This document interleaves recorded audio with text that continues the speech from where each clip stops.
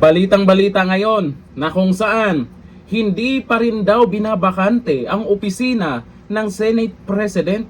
Hala ka, mag-isang buwan na. Di ba natalo na si Soto? Bakit hindi pa binabakante? Anong plano? At itong si Erwin Tulfo, nagmakaawa na pumasok na si Senate President Cayetano at yung ibang senador sa majority. Wag kami. Alam na ang plano nyo. Kasi pag pumasok sila bago ang Blue Ribbon hearing, baka may gagawin kayong paraan para hindi matuluyan. Kabadong-kabado na. Nagmamakaawa na ang Erwin Tulfo nyo O ayon dito sa balita ngayon tungkol po dyan sa hindi pa rin daw binabakante ang opisina ng Senate President dyan sa Senado. Anong meron, Soto? Kapit na kapit Ayon dito, halos isang buwan na matapos mapalitan, Tito Soto, hindi pa umano binabakante ang opisina ng Senate President sa Senado. Kumakalat ngayon sa social media ang impormasyon na hindi pa umano binabakante ni dating Senate President Tito Soto ang opisina ng Senate President sa Senado. Ano, babalik ba? May plano bang kunin ulit nila ang Senate President or ang majority? Kabadong-kabado kayo sa ginagawa ng majority ngayon Sa kabila ng halos isang buwan ng pagkakaluklok ni Senate President Alan Peter Cayetano bilang bagong leader ng mataas na kapulungan. Bagong leader na, Soto. Bagamat wala pang opisyal na kumpirmasyon mula sa Senado, mabilis na naging usap-usapan online ang naturang impormasyon, lalo na sa gitna ng nagpapatuloy na tensyon at kaguluhan sa loob ng Senado. Sino ang nanggugulo? Sino ang hindi matanggap ang pagkatalo? Sino ang kabado? Bukas na yan. June 4 na. Ayon sa mga kumakalat na ulat, hindi pa umano ganap na nailipat o napabakante ang tanggapan sa tradisyonal na ginagamit ng nakaupong Senate President. Grabe, katagal na yan, Soto May plano talaga silang bawiin yung majority. May plano talaga sila na kahit anong paraan, mapalitan itong si Senate President Cayetano kasi hindi nila makokontrol ito. Si Cayetano, mula pa noon yan, kilala na po natin yan, nagalit talaga sa mga buhaya yan. Ngayon, eto na.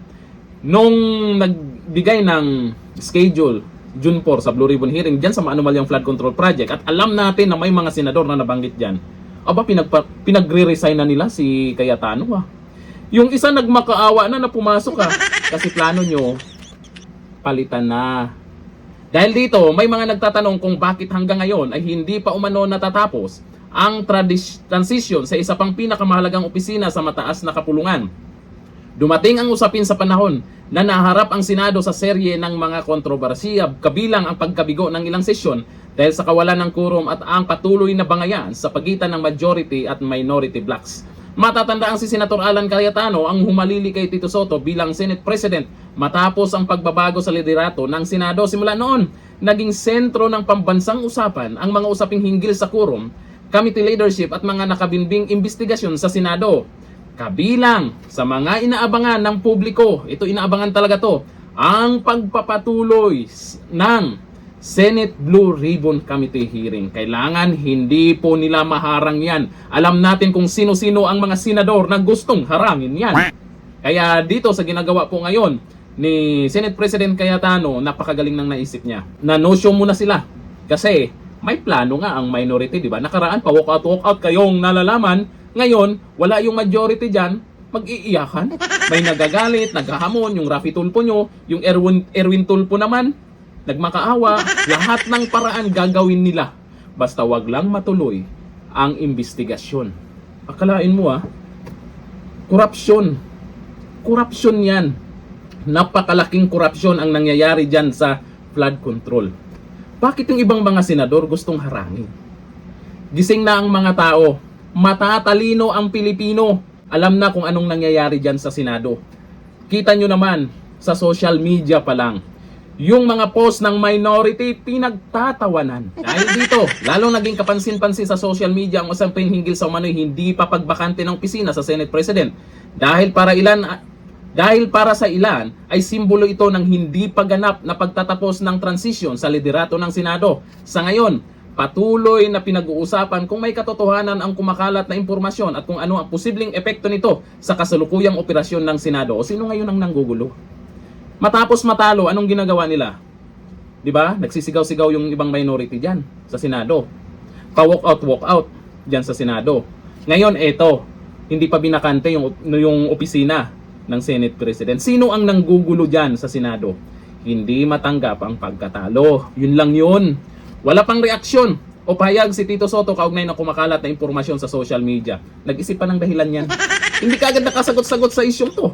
Malamang. Eto, sabi ni Vince Constantino, lumabas din ang totoo. Ayaw umalis sa pwesto kahit may bago ng Senate President. Sabi ni Arnaldo Manguntulaw, may plano pang makabalik. Sabi ni Raul Bautista, di marunong mahiya. Nahiya pa ba yung mga yan? Alam naman natin na itong si Tito Soto ay inaayawan na po yan ng mga tao. Pag lumabas nga dyan sa Senado, tingnan mo, binabato na yung sasakyan niya. Tapos, mag-iiyak. Dahil dyan sa ginagawa nyo. Sabi ni Martinez Tuna, ito pala ang makapal ang mukha. Ito sabi ni Christina Kilingan, naniniwala kasi siya na makuha niya ulit ang pwesto ni Senate President Alan Cayetano. Hindi pa makamove on si Soto. Isa doon sa tingin po ng karamihan na ngayon, isa po sa dahilan kaya gusto nilang makuha itong majority, baka takot sila dyan sa flood control. Takot na takot sila sa flood control. Galing mismo yan sa isang senador, Senador Marcoleta. Natakot nga daw sila. Kasi kung maibalik sa kanila ang majority, ganun ang mangyayari. May takipan na naman. O anong nangyari nakaraan doon sa investigasyon sa flood control?